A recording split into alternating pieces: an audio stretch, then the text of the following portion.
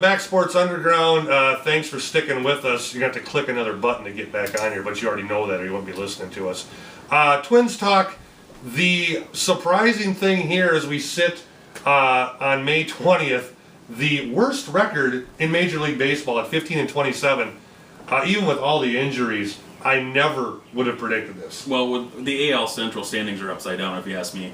You're telling me the Kansas City Royals and the Cleveland Indians, both laughingstocks for how many years, Right. are leading our division? Right. I don't think it's going to last, No. but we're digging ourselves a pretty nice hole. 11 and a half games out as we speak.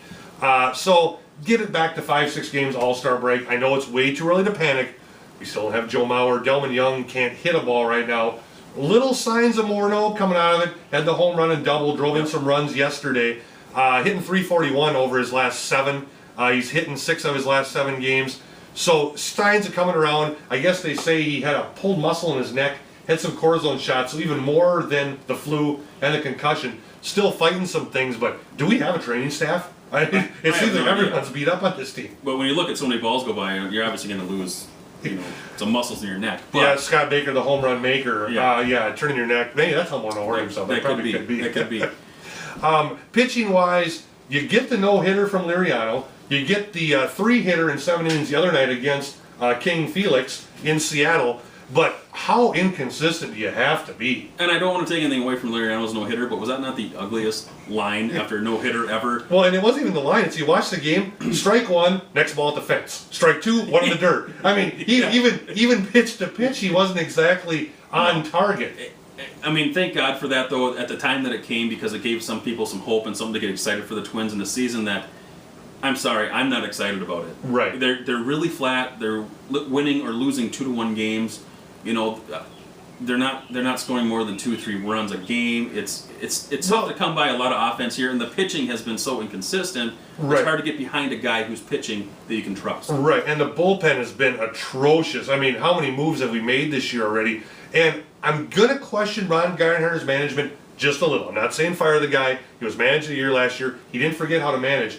But I think he got so reliant over the years of knowing I had this guy in the 6th, this guy in the 7th, this guy in the 8th, here's my closer, no question. I mean, but not much juggling at all. And now all of a sudden, your closer comes back from Tommy John surgery, struggles, and it seems like Gardenhire completely forgot how to manage the bullpen. We're 6 weeks, a little more, 50 games into the season, and we're, for the last, 10 years, 10 seasons, we've had this cute little Twins team that gets off to hot starts, makes good runs, beats teams they should have, like the Indians, the Royals, always beats the White Sox no matter what. And now all of a sudden we're struggling against teams like that, and we're not pulling out the wins against the A's, or not making solid starts from the pitching staff. We don't have the offense we used to have. Defensively, we've made more errors this year than we usually see by the 1st of August. Yep. And so not only are we not hitting the ball, like you say, we have to overcome things that we're not even used to doing. That's something you could hang your hat on Twins baseball. They weren't going to make mistakes. Right. Fundamentally, to play the game the right way. How many times you heard play Twins baseball? Well, if this is Twins baseball, we better find and play White Sox baseball or something because and now that mistakes are coming, and now that we have another challenge to winning games, it proves that we don't have our cute little team anymore. We don't have anything that we can necessarily get behind and trust. It's going to have to be every player for themselves, and I don't know when wholesale changes are going to come or if they need to come, but it's getting close. Well, when you have the highest payroll in the history of your franchise, and this is the kind of stuff you produce, that's not going to, I should say win you fans because you have the new stadium. It's still a draw. People are still going to go and watch you.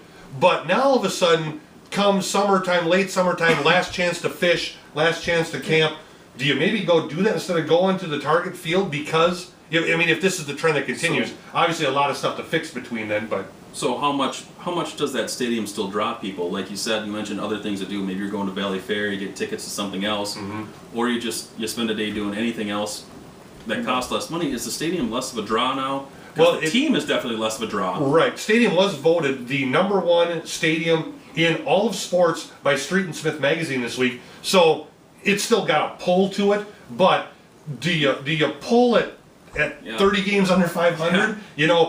Where's the cutoff from really nice stadium to really bad team? Where's the happy medium? And not to mention that you have a new and updated stadium, but you also have new and updated ticket prices. Right.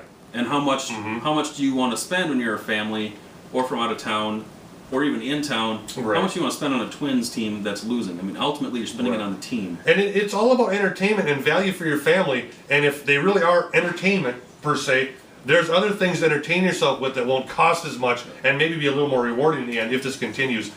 So, talking about the slow start, Jason Kubel and Glenn Perkins maybe being the only two surprise standouts. Perkins being a huge surprise. Kubel, he's a 300 type of hitter, Yeah.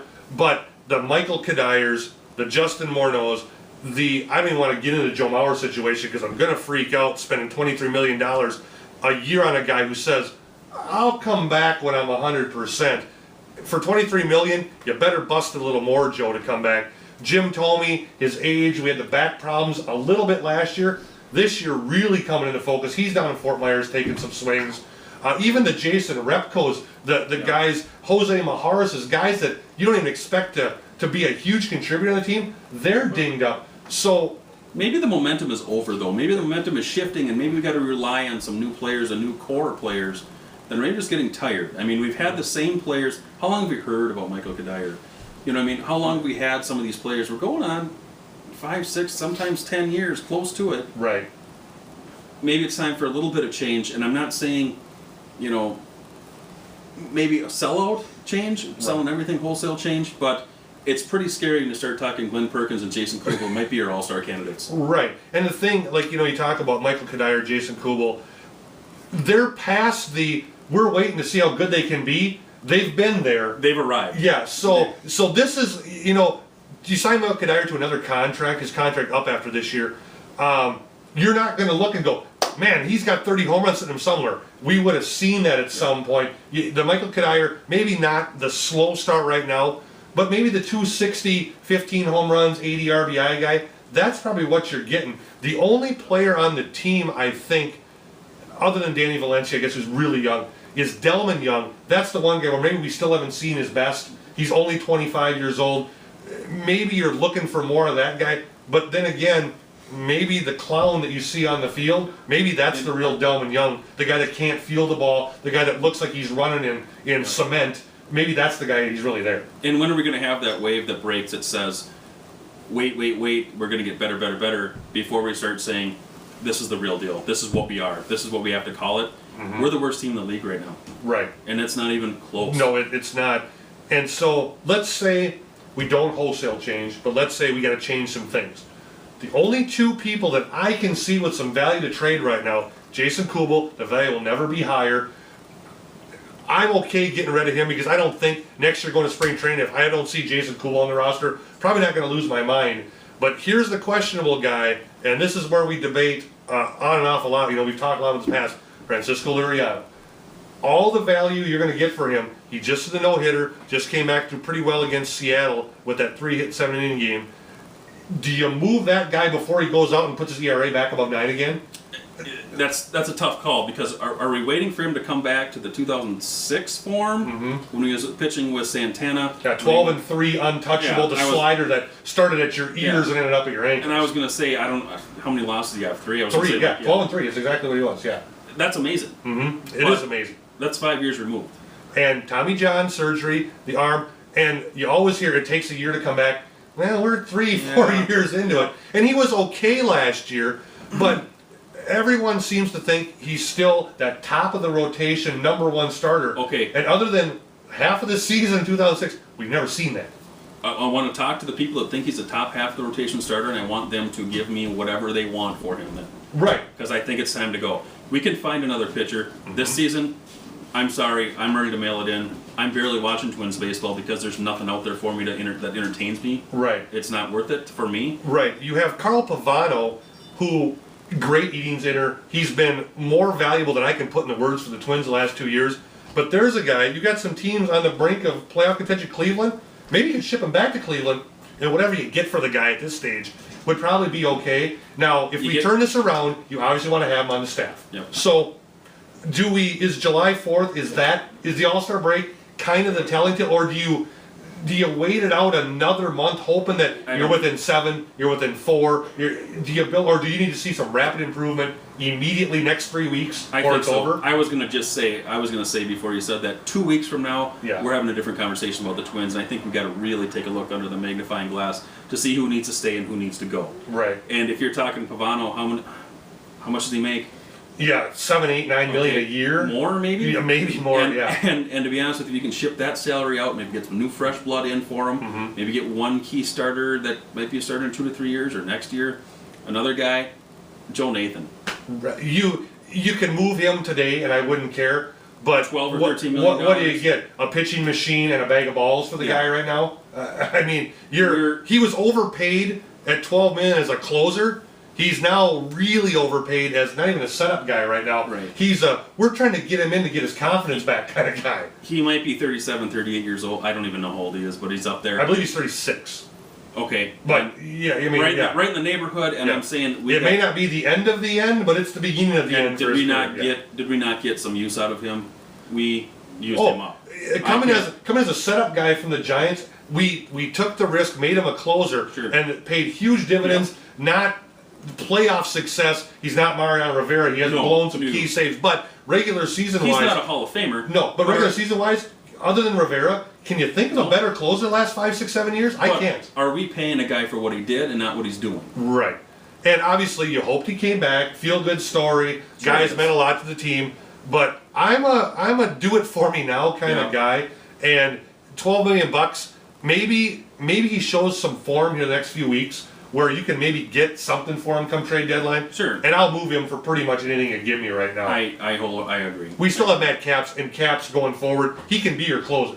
I honestly believe that. Not as dominant as Nathan was in the past years, but very effective. Yeah. Sure, if Nathan blew 3 saves a year, Caps is going to blow 6 for you, but I don't think he's going to hurt you that much in the long run. You could probably go to that. And guy. we traded our backup catcher for him. Right. Who's not going to cover up hitting the ball. 270. Yeah, exactly. Of course, and everyone says, "Oh, you shouldn't have done that." That's not fair. That's not fair. At the time, our needs.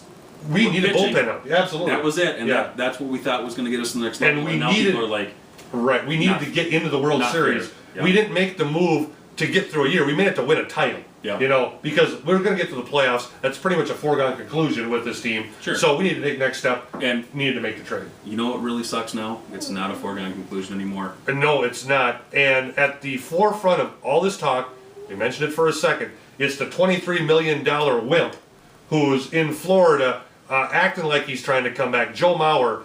And people listening to this, you can say my take right now is hindsight, but I'm telling you last year, we talked about this so many times